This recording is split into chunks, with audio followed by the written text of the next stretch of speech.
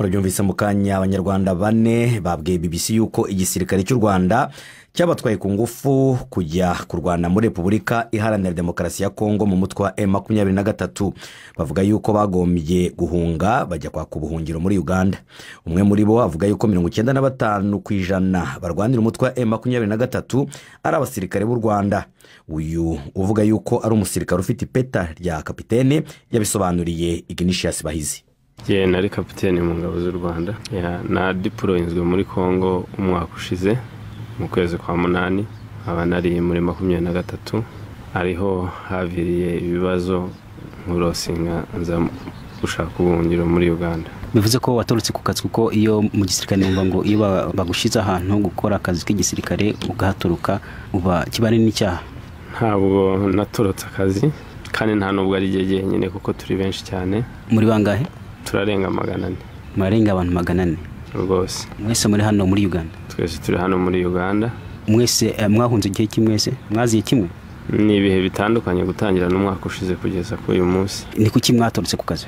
Twagiye muri Kongo tutwawe no kurwanya abanzi b'igihugu. Abanzi b'igihugu nabahe? Abanzi b'igihugu ni FDR. Ubu turi muri Kongo twitwa ngo cyangwa se u Rwanda ruri muri Kongo rwitwa ngo nta ruriyo. Hariyo 23 n'umutwe urwanya leta, ariko muri make 23 ntabwo ari abakongomani n'abanyarwanda. 95% n'abanyarwanda. Yenda 5% nibo abanyarwanda b'abakongomani b'abayobozi, naho abasigaye bose n'abanyarwanda. Abanyarwanda n'abasirikare b'u Rwanda, abanyeshuri bafatwa mu mashuri, bafatirwa mu nzira mu byaro aho bari mu mihanda bakazanwa ku rugamba. Icyatujyanye muri Kongo rero ntabwo ari cyo cyakozwe kuko tugiye kurwanya FDR, ntabwo ari yo turwanya. Niyo tuyirwanyije n'uwa FDR ugerageje kuba yaza dusanga aricwa, n'uwo dufashe akicwa. Abaturage b'abakongomani barapfa, abanyarwanda batuye muri Kongo barapfa amanywa nijoro. Ibi bintu uvuze si ubwa mbere bivuzwe no mu maraporo mpuzamahanga byagiye bivuga ko u Rwanda rwohereje abasirikare muri Kongo, ariko barabihakana. Amaraporo arahari, utegetse bw'u Rwanda rubihakana, na M23 ubwayo iravuga ko ari abakongomani nta munyarwanda n'umwe hari. Rero kuzanye mukavuga ko koko ukabihamya ko ari abasirikare b'u Rwanda 95% bari mu twa M23, abandi bashobora kuvuga ngo hari zindi mpamvu wifitiye ukaba ushaka guharabika ubutegetsi bw'u Rwanda. Kuva kera se na SNDP kiriho niko byari bimeze. Hari ibihumbi byinshi muri SNDP byarwanaga, ariko se imishyikirano irangiye bajya muri leta hagiye bangahe? Abenshi bari abanyarwanda ntabwo bagomba kugenda. Hagiye bake kubera yuko aribo bari abakongomani. None ku ruhande rw'igisirikare ndetse nabo bana bazana bagakora imyitozo igihe gito bakabashira ku rugamba, bivuze ko namwe hari abasirikare banyu benshi bapfa cyane. Barapfa, ntambara itica, barapfa. Abicwa cyane b'abanyeshuri, abana batoya bazana abenshi bicwa kubera ko banze gukora ako kazi. Ibi byose bamwe bashaka kubyita amakabya nkuru na cyane bari mu butegetsi bw'u Rwanda ko ari ibihimbano, amagambo mwishakira ko mushobora kuba mufite inyungu zanyu, ariko kugira ngo mubone ubuhunzi, kuko niko batubwira buri gihe mushaka ubuhungiro hanyuma muje mu Burayi, akaba ari yo mpamvu muhimba amagambo yo guharabika ubutegetsi kugira ngo byumvikane ko mufite ikibazo gikomeye. Ntabwo kujya i Burayi ari byo, kuko iyo nza kuba narashatse kujya i Burayi nkanjye naragiye kera, kuko nagiyeyo kenshi ngiye ku masomo nkagaruka. Ntabwo uyu munsi aribwo ntekereje kuba najya i Burayi. Nta mpamvu yo kugira ngo mbe navuga ibyo ngibyo. Ibyo mvuga ni ibintu bizwi, nabo barabizi neza. Yego ntabwo biri bubashimishe kubera ko byavuzwe, ariko nta kundi kwagenda no kuvuga ukagaragara. Uretse uyu uvuga yuko ari umukapitene, hari n'uvuga yuko yari umunyeshuri muri kaminuza y'u Rwanda Butare, nawe aza gushimutwa. Nari umunyeshuri kuri University Butare, ariko nza gufatwa mu kwezi kwa 8 ku mwaka ushize na bagenzi banjye twari kumwe. Twagiye gusura abanyeshuri bo ku Gisenyi, tuza gufatwa hanyuma tujyanwa mu gisirikare Kongo. Mwafashwe gute? Badusanze nijoro, twaragendaga, hari umunyeshuri wari urwaye, tugiye gusura umunyeshuri, noneho turimo tugaruka ku mugoroba dusanga abasirikare ba militare baradufata. Mwari bangahe? Twari 6, ariko bashoboye gufataho 5. Nuko babafashe n'iki cyakurikiye? Bamaze kudufata badushyira mu modoka, bwagiye gucya ngo twambutse Kongo, kuko icyambwiye ko twamaze kwambuka nuko twahasanze abasirikare bari badutegereje bo ku ruhande rw'u Rwanda.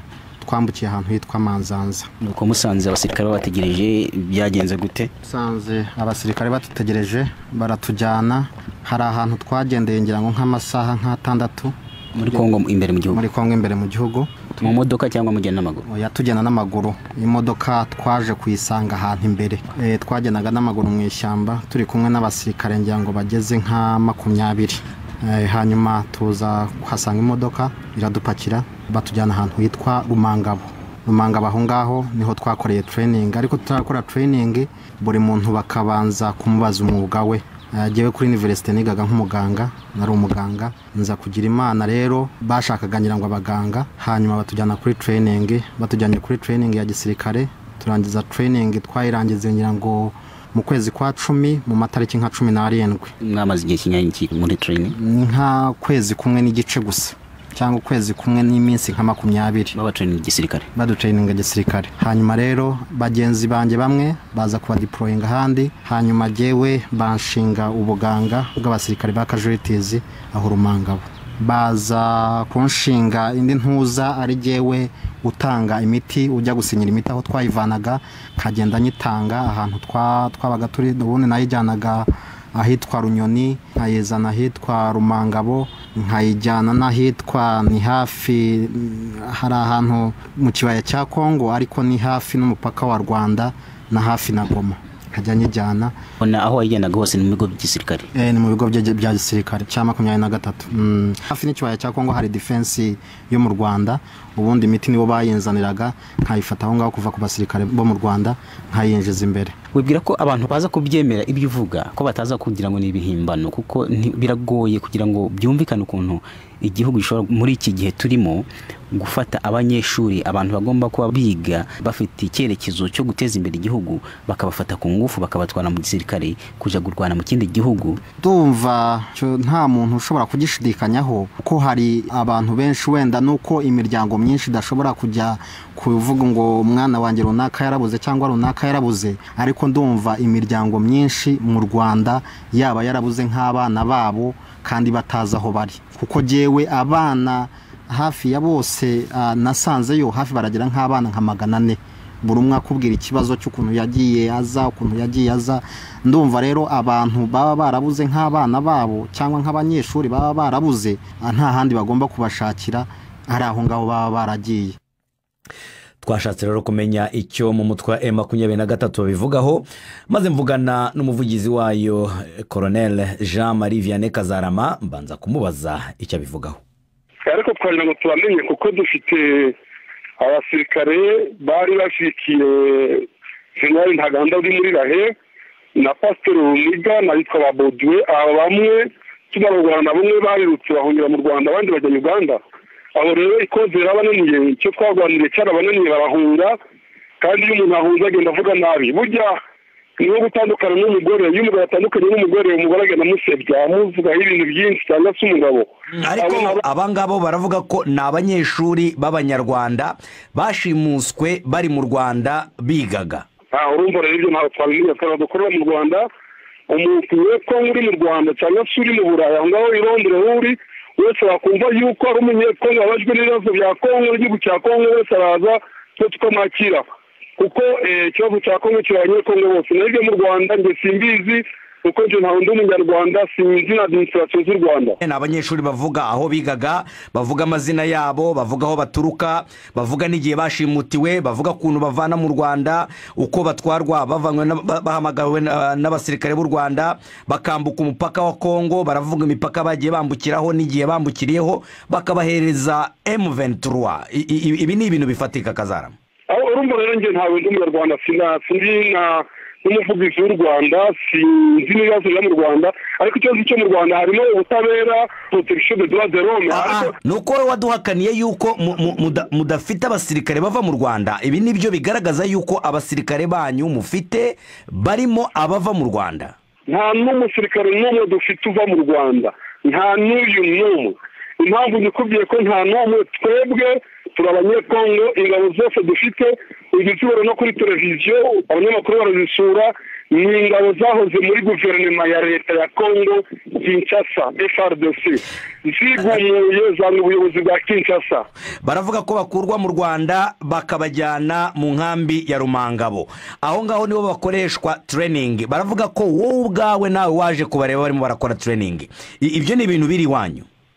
rero icyo nzi cyo abaza mu gisirikare cyacu ni abavolonteri bava muri Kongo, Masisi, Bukavu, abava Ituri, hari n'abava mu Buraya. Nje kuvuga ngo uyu munyarwanda ntawe wenda nzi ngo yanditseho u Rwanda cyangwa se zimwe mu bazinga ikirangamuntu y'u Rwanda, ariko uje muri revolution wese w'umukongomani tumubaza ibyangombwa bye bya Kongo, akatwereka irangamuntu ya Kongo, tukamwakira, akaba atari umwana kandi akabaza icyo aje guharanira. Kazarama, bishatse kuvuga yuko rero mushobora kuba mufite abasirikare wowe ushaka kuvuga ko utazi inkomoko yabo nyayo? N'abasirikare bose ndabazi kandi abenshi banyura amaboko ganjye, ntabwo turekereta mu Rwanda, cyane cyo Rwanda rufite security yaho.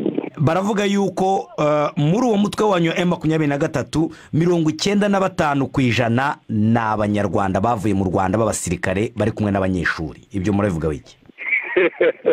Ariko none se ufashe ingabo twavanye Bukavu tuva muri leta zari zivuye mu Rwanda, tuvi Bukavu tugaca mu kiyaga cya Kivu tugahinduka Isake tukazi ibirunga byose, twari tuvuye mu Rwanda.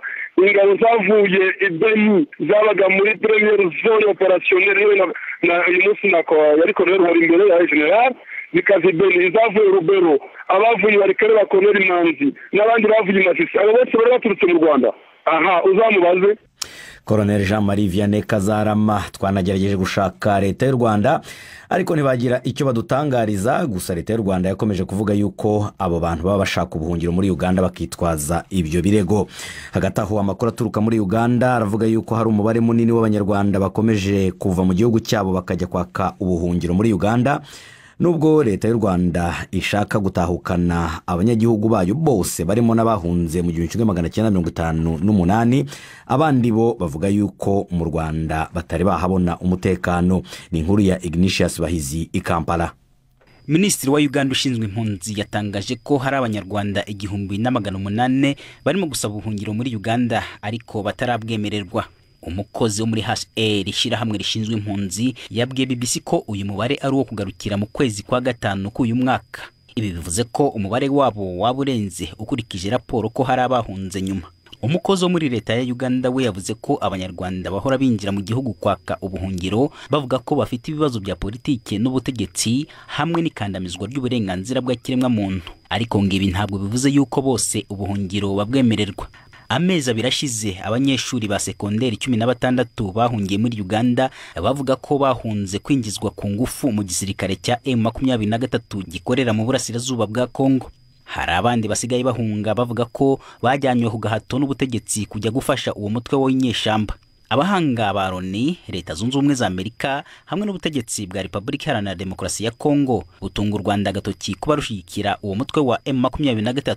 Ariko ibi ubutegetsi bw'u Rwanda bubihakana bwivuye inyuma bunasaba ko abarushinja batanga ibimenyetso. Ushinzwe umutekano w'impunzi muri Uganda Bwana Douglas Asimwe yabwiye BBC ko abanyarwanda bafite uburenganzira bwo kuza gusaba ubuhungiro muri Uganda nk'abandi, ariko yongeraho ko bataganirira ibifashe kubahunga n'ibibahungisha mu itangazamakuru. Yavuze ko 99% by'abanyarwanda baza gusaba ubuhungiro muri Uganda batabuhabwa kuko mu Rwanda ari nta ntambara iriyo. Uganda icumbikiye hafi 20,000 by'impunzi z'abanyarwanda. Ubutegetsi bw'u Rwanda buvuga ko bwifuriza abanyarwanda bose gusubira mu gihugu, ariko Uganda hamwe na HCR barimo gushaka uburyo bw'uko abanyarwanda bamaze igihe kirekire mu gihugu bohabwa ubwene gihugu bwa Uganda. Ignatius Bahizi, BBC Gahuza Miryango, i Kampala. Ndabona Jacques Nite